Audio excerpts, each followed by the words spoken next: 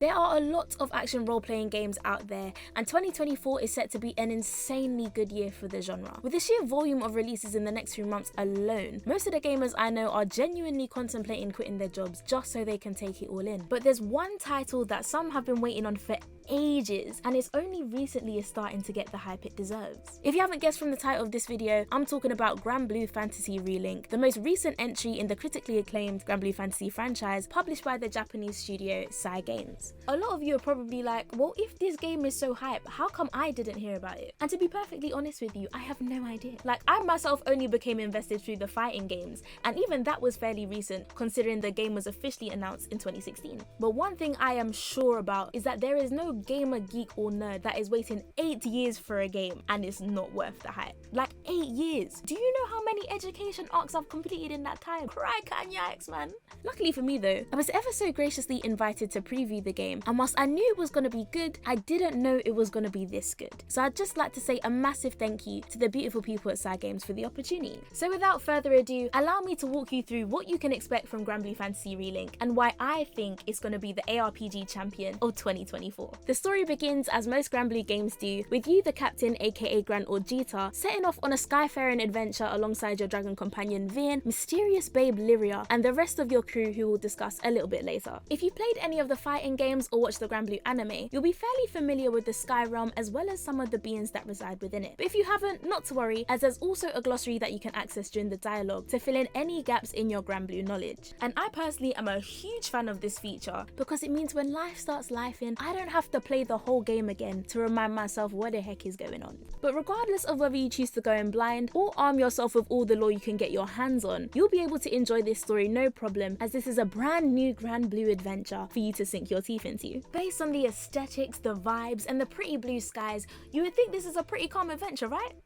Wrong. Whilst I cannot say nor show you the cause of my rude awakening, I can assure you that this ARPG is not no simple button mashing simulator. I'm talking frame 1 damage. And while you can definitely adjust the difficulty for a more accessible experience, it was refreshing to know that I wasn't gonna breeze my way through the campaign. I'm sure some of you have heard the bar that ARPGs are too repetitive, too shallow and too easy to beat to make them worth the investment. And whilst that may be true for other games in the genre, Relink is not one of those. This game makes a point not just to give you a variety of ways to play, but it also rewards players who choose to go the extra mile, especially when it comes to combat. At the most basic level, we have simple combos that are typically performed using square, and you can spice things up with unique character actions by pressing triangle. But not all characters' inputs are created equal, and that's where things start to get interesting. Yugen, for example, is a sniper character with a dark past, and while he does have some basic combos, if you hold square you can enter sniper vision, which allows you to manually aim at enemies, a far cry from the hack and slash action you'd expect from a character like Grant or Jeter. And where Yugen's unique action allows you to throw grenades, some characters have parries, others have moves that affect the environment, but each character's unique action will tie in with their backstory and playstyle, and I personally think that's really cool. Each character also has a set of skills they can use to do damage, buff themselves or their teammates, and even go invincible at some cases. You can equip up to 4 of these skills at a time, and like unique actions, they're specific to each character. I had a lot of fun going through the mastery menu just to see what combinations would suit the way that I like to play, but more on that later. Now, if the single player combat wasn't enough, there are also several group mechanics you can take advantage of to really put the pain on the harder bosses. That, and they're also just really nice to look at. Link attacks are triggered by filling the enemy's stun gauge, which if chained with the rest of your party will trigger link time. Not only does link time give you and your team some sweet buffs, but it also slows your enemies down so you can get some extra hits in. Typically, you would fill the stun gauge by beating the living daylights out of your enemies, but if you really want to flex, you can also fill the gauge by performing a perfect guard, which is just another way the game makes skilled players feel a little bit more special. I personally cannot relate. But if, like me, you care less about skill and more about spectacle, Skybound arts are going to be right up your street. After maxing out the yellow meter underneath your health bar, you can perform a Skybound art, which is a super pretty attack that does a serious amount of damage. And like link attacks, if you chain these together with the rest of your crewmates, you can trigger a 5th attack called a full burst that does even more damage and leaves your enemies staggered so you can drop them. I should also mention that the order in which you perform your Skybound arts will determine which full burst you're able to do. This is important as some of these attacks have elemental attributes that when used against the correct enemy, you guessed it, do even more damage. And who doesn't want to do more damage? But before we really get into the multiplayer stuff, I do want to talk about progression, as we talked a lot about how you can do damage, but not so much about how you can optimize it. Like any good monster mashing sim, Relink has its own weapon and sigil situation that you can equip to get super buff before you decide to take on the big beasties. These items can be leveled up and crafted via the blacksmith, but you'll need to bring him the right items before he can craft the gear that you desire. Thankfully though, these can be obtained playing through the story and going on quests, but more on quests later. As for what sigils actually do, some functions include things like boosting health, making enemies more or less likely to attack you, increasing damage, and so on and so forth. But what I'm most looking forward to are the custom weapon skins. Like, grinding for gear is cool and the buffs are definitely worth it, but if you give me the opportunity to smack a goblin with a frying pan, I'm not going to say no.